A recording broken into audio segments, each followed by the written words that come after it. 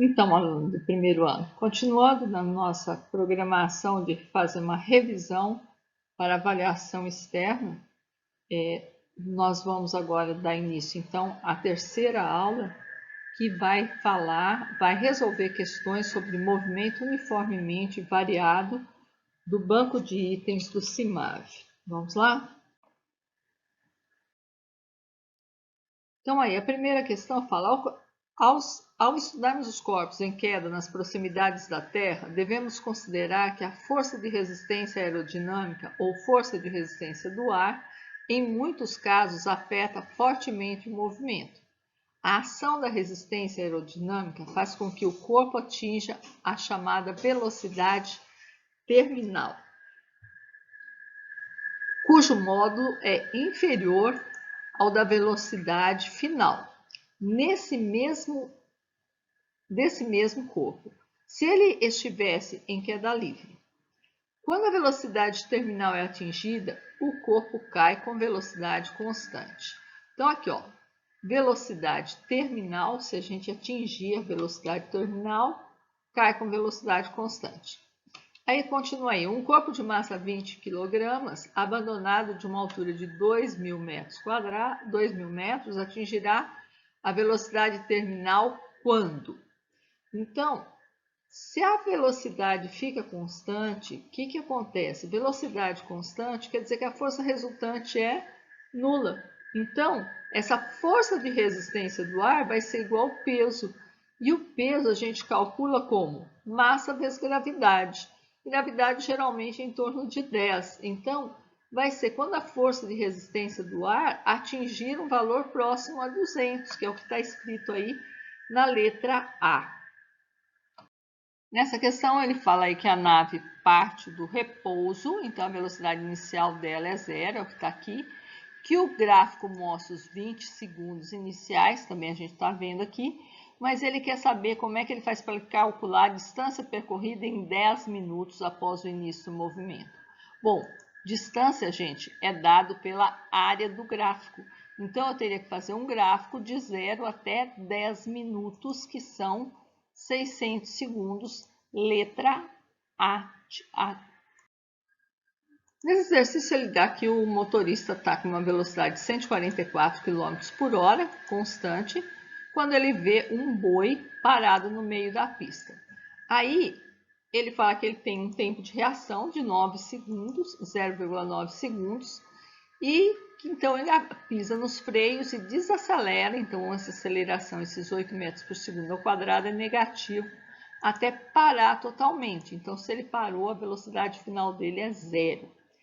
Então, ele quer saber, nessas condições, a distância mínima.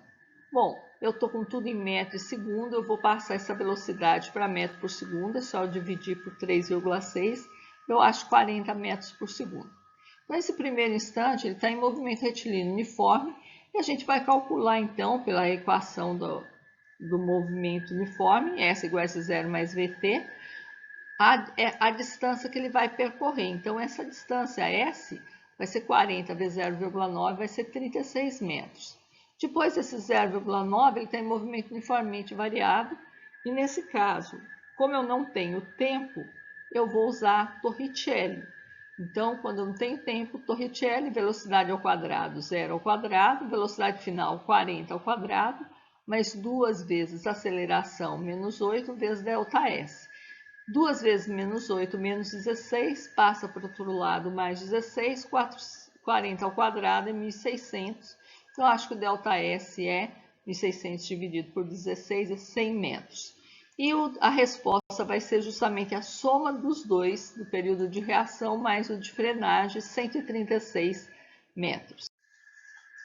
Então, aqui nessa questão, ele fala que o automóvel está andando com uma certa velocidade, ele vê o sinal fechado de trânsito, e então ele aciona o freio e ele vai reduzir de forma uniforme a sua velocidade. Então, ele tinha velocidade, né? Ele vai percorrer uma distância, só que essa distância aqui, aumentando muito rapidamente, ela vai agora não aumentando tão rápido, e depois ele vai parar, e no final, então, eu tenho que estar parado. Isso vai ser a letra D. A quinta, a figura a seguir apresenta um gráfico do movimento de um corpo. Então, olha lá, ele tem uma velocidade, essa velocidade vai diminuindo de forma constante, porque é uma reta. Então, a aceleração é constante. A interpretação desse gráfico é: está se movendo com velocidade constante. Não, a velocidade está variando. Fica em repouso. Não, se tivesse em repouso, não tinha velocidade. Move-se com aceleração constante. Sim, verdade. Ou move-se com aceleração que diminui uniformemente. Não, quem diminui uniformemente é a velocidade. 7. A figura a seguir mostra uma rampa com atrito que possui 5 trechos L, M, N, O, P, com inclinações distintas. Em um certo instante, o corpo é lançado com uma velocidade v. Então, eu peguei o corpo, lancei para cá com uma velocidade v nesse trecho L aqui. Após alguns segundos, ele atinge a parte final com velocidade vf.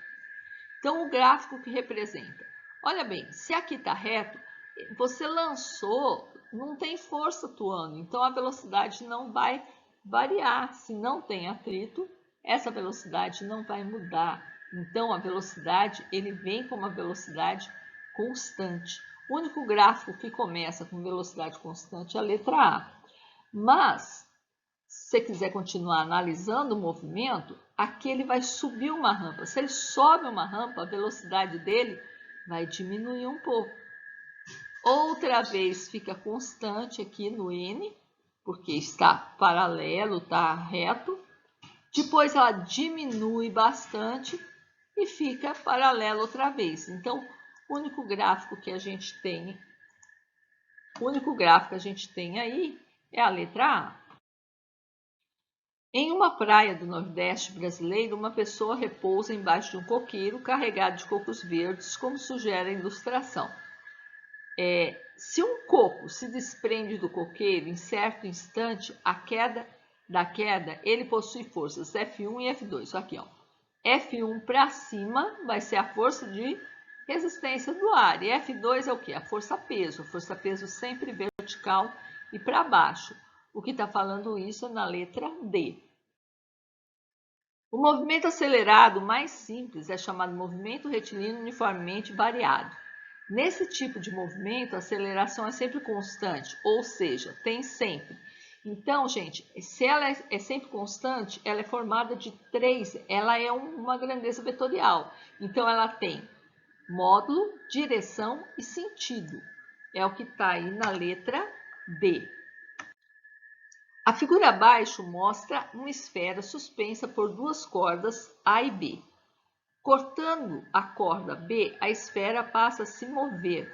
Então, o que vai acontecer? Se eu cortar a corda B, ele tem peso aqui, ó. O peso vai ter tração ali também, né? Mesmo que eu não tenha mais nada aqui, então eu vou ter uma força e vai fazer isso rodar. E como tem um centro aqui, vai ter uma força centrípeta. Então, as forças que estão atingindo aqui, considerando que a força de resistência do ar é desprezível, então beleza, não vai ter força de resistência do ar também. Depois de cortada a corda B, a gente vai ter então força centrípeta, peso e tensão na corda, letra B. Um atleta, ao iniciar a corrida, teve suas velocidades instantâneas registradas no gráfico velocidade versus tempo, VT, apresentado a seguir. Então, olha aqui, ó, a cada segundo a velocidade dele aumenta de 1,2 metros por segundo. Então, o gráfico descreve o movimento cuja aceleração é em metros por segundo. Então, esse tanto que varia, sempre a mesma variação é a aceleração, 1,2. Agora, esse 1,2, ela é variável ou é constante? Ele é constante, porque o gráfico é uma reta. Então, já que a velocidade varia uniforme, né? A velocidade está variando de forma uniforme, então é constante, letra A. O gráfico a seguir descreve o comportamento da velocidade em função do tempo de um corredor. Então, a informação a respeito da aceleração do corredor. Então, vamos calcular essas acelerações? A aceleração é ΔV sobre ΔT. Então, vai ser ΔV no primeiro trecho. O primeiro trecho ele vai de 0 a 5. Então, 5 menos 0 e aqui no tempo, 5 menos 0 também. Então, no primeiro trecho, a aceleração é 1. No segundo trecho, eu vou calcular usando o mesmo método, né? Vai de 8 a 5. Então, e 5 segundos aqui também. Então, é 3 quintos, 0,6 metros por segundo. No terceiro trecho, ele vai aqui de 8 a 3, então diminui, é 3 menos 8, vai ser menos 5, também é 5 segundos, menos 1 metro por segundo. E no último trecho, o trecho 4, ele vai de 3 a 0, quer dizer, menos 3 a variação, e dividido por 5, menos 0,6. Então, a informação a respeito da aceleração do corredor, então, é igual a 1,6? Não. É igual ao módulo dos intervalos 1 e 3? O intervalo 1 e o intervalo 3 têm o mesmo módulo, verdade é essa, né? E aí tem até uma que ele fala aqui, olha aqui nesses dois trechos a aceleração é negativa. Então, aqui ele dá que essa esfera está... Corre. Então, a posição inicial dela aqui, ó, S0, aqui é o S0, e ela parte do repouso, então quer dizer que a velocidade inicial dela é 0. Então, nos gráficos aqui, ó, esse gráfico da letra D já não me serve, né? E ele fala aqui o movimento. Então, ela vai descer nesse ponto aqui, ó, ela não vai ter mais ação da gravidade. Então, até aqui, a velocidade dela vai aumentar, mas nesse trecho, a velocidade vai ser constante. Então, tudo aumenta e no meio é constante.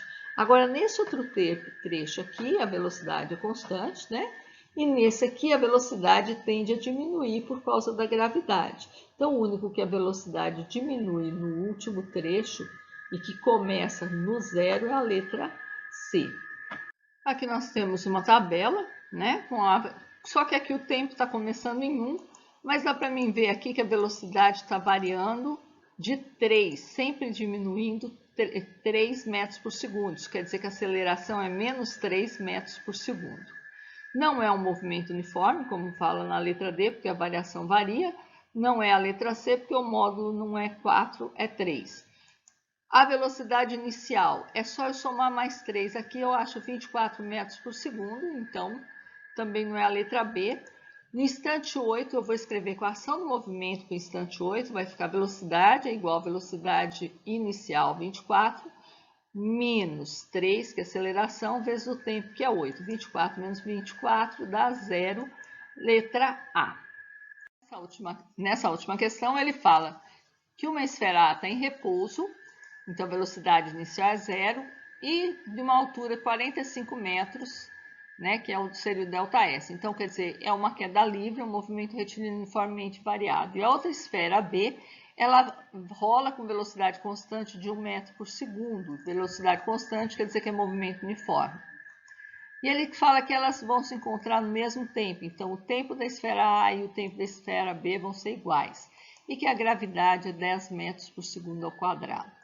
Então, quando a esfera A for solta, dá para mim calcular o tempo de queda pela função horária da posição. S menos S0 aqui é a altura, V0 é 0, então eu vou ter que a altura vai ser meio de G vezes T ao quadrado, porque a aceleração no caso é G. Substituindo os valores aí, eu acho que o tempo é 3 segundos. Agora, para a esfera B, ela está em movimento uniforme, então vou usar a fórmula do movimento uniforme. Então, o ΔS, que é o tanto que ela percorre, vai ser a velocidade vezes o tempo. Então, 1 vezes 3 vai ser 3 metros, letra B.